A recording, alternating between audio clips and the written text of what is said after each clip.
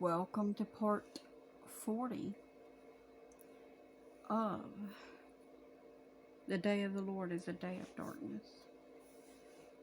It is indeed a day of darkness. And as I was saying, coming out of part 39, your job, ministers, is to preach the gospel. All of it. Not pick and choose. Not decide not to preach something just because you're afraid it's going to offend someone. Let the Lord do His work. You just preach the word. If it offends somebody, it will lance them open, yes. But you know what the word will also do? It will heal. It will stitch them back up when the time is right, because the word does that. And it will put them back together. But not until it's time. Let the Lord have His perfect work. You just do what He has commanded you to do, and that is tell His word. That's what I've been doing, and I just been letting it rip the way that the Spirit leads me to, and I just been letting it go. That's all I can do. That's all you're supposed to be doing. See, but the difference between you and I is I'm telling people what sin is. Homosexuality and whatnot like that. Not just homosexuality. Don't get me wrong. That's just a biggie right now because we see that so prevalently now in today's time. And it's rapid. It's rampant. It's everywhere. I mean, it's spreading as bad as these fires that we see. And,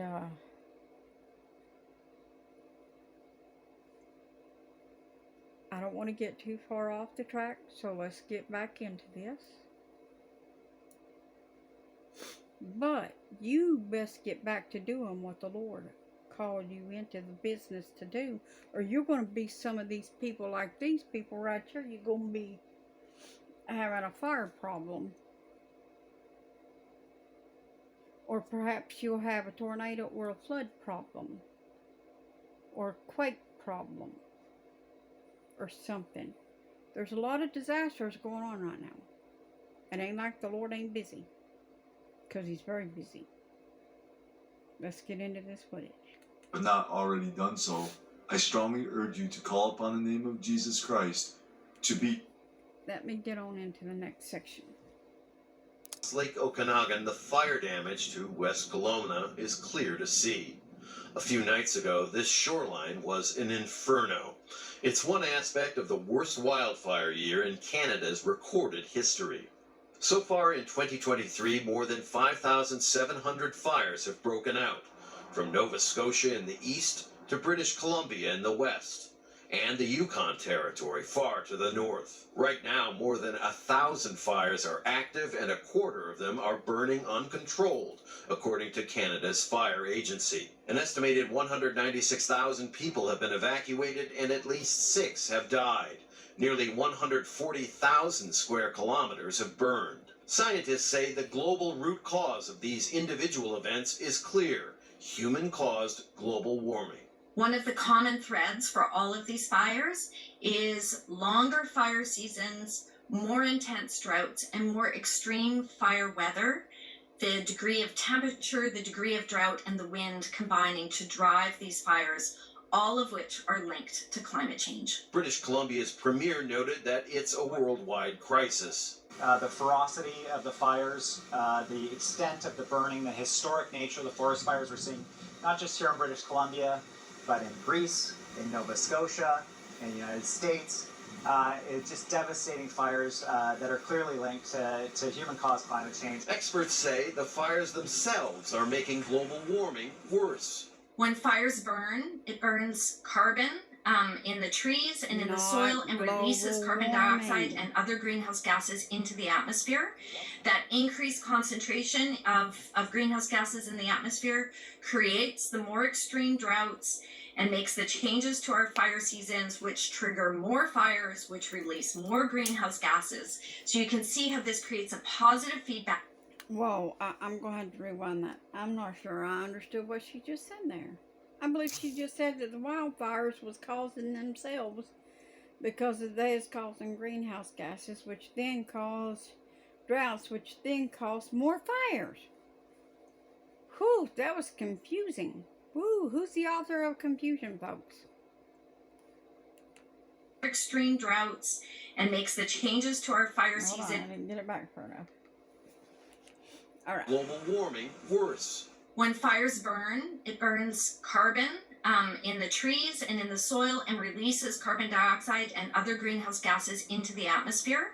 That increased concentration of greenhouse gases in the atmosphere creates the more extreme droughts and makes the changes to our fire seasons, which trigger more fires, which release more greenhouse gases. So you can see. Wow, that was exactly what she said. So the fires cause themselves because they are burning. So it's not human caused then. Because the fires cause the greenhouse gas, you just said. Y'all need to make up your daggum minds. You are so confusing when it comes to this. We got folks wanting to do away with cars by 2035 that run on gasoline. And then we got... I'm not even going to get into that. I'm not going to get into that.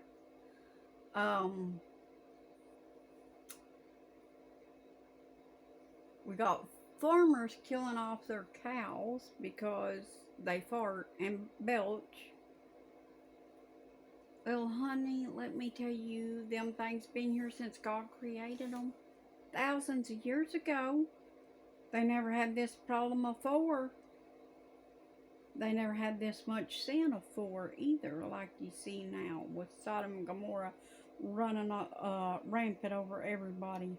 And y'all killing off all the Christians and trying to condemn all the Christians because that actually are trying to worship the one true God. Let's get on back into this though.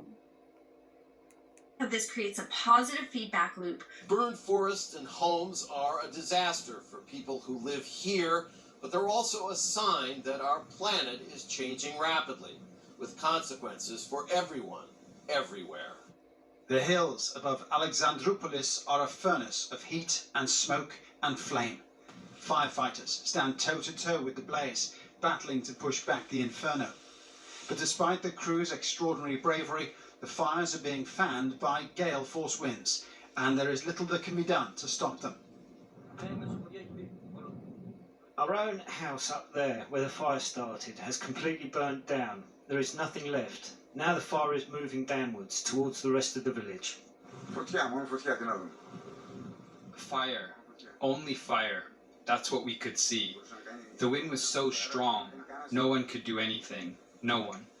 It's here that firefighters found 18 burned bodies on Tuesday, a sharp and shocking increase in the death toll from these wildfires. This region is... Y'all still believe that the seals aren't open and that death is not riding? Look at how many perished over there in Hawaii. And they just told you they found 18 bodies there in the fire. Y'all still convinced that the riders of apocalypse are not riding? Really? And you still think this is not the last days? Close to the border with Turkey, and authorities say the victims may have been migrants trying to reach Europe. The blue lights of ambulances snaked their way through the city in convoy as the glow of the advancing wildfire grew brighter and closer to the suburbs. At the city's 2 hospitals... Alright, you see these fires burning. I'm going to ask this question and then I'm going to get back into this footage.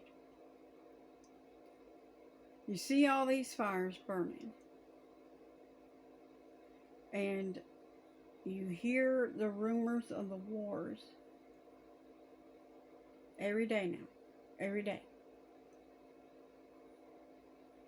How much longer, honestly, think about this. How much longer do you think this world can last like this? It's not going to get better, folks. The tribulation period is even worse than the days of sorrows. It's not going to get better. Your hope is in Jesus and in getting out, being able to escape these things which come. There is where your only hope lies. Returning to the Lord Jesus and under His ark of safety.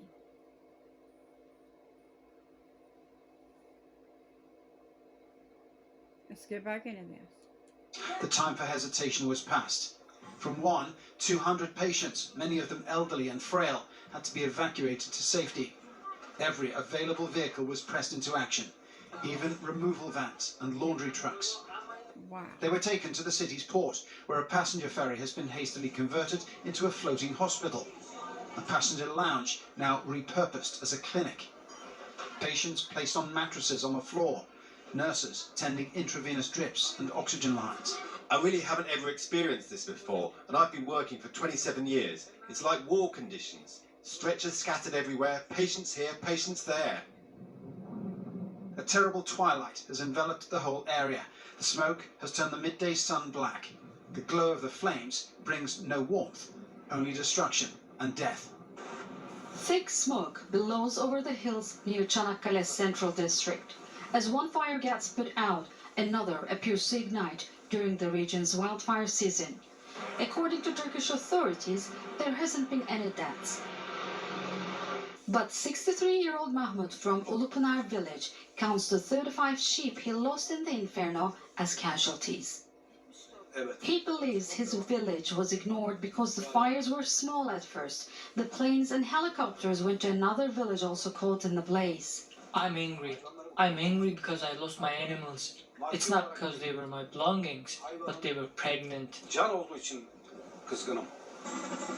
According to the Agriculture and Forestry Ministry, the fires have burnt 1,500 hectares of land and have been circled to prevent further spread. This is the last one they are attempting to control.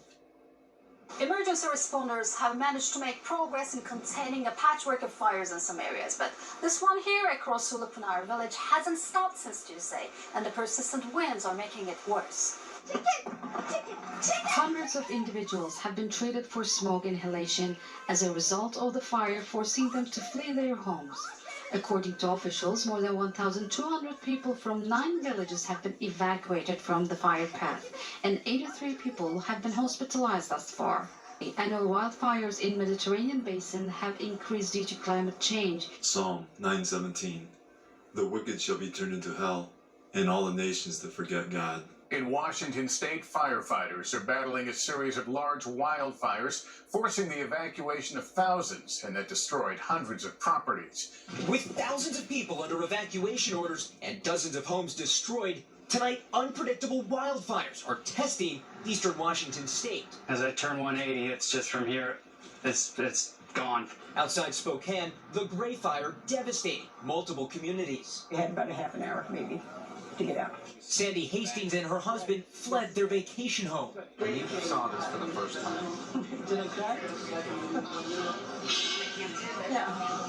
Now they're staying in a Red Cross shelter, waiting to see what's left in the rubble. You get upset thinking about all the stuff that you had in memory-wise, and the before pictures of it starting out, and then the after pictures of it just being gone. And in nearby Medical Lake, officials estimate roughly 100 homes are gone. In this city alone, at the peak, roughly 5,000 people ordered to evacuate. I just see a fireball up behind the white building, and my reaction was like, oh crap, I need to make sure they're evacuating. Among those in danger, a group of roughly 50 residents who use wheelchairs. Josh Bartholomew says he and others pushed the group uphill for about a quarter mile to safety. It was scary. I had to get people out. It was dire life or death because it was coming. Tonight, authorities say hundreds of firefighters in the region are still racing to contain the fires, imploring people to follow evacuation orders. Not everyone chose to leave,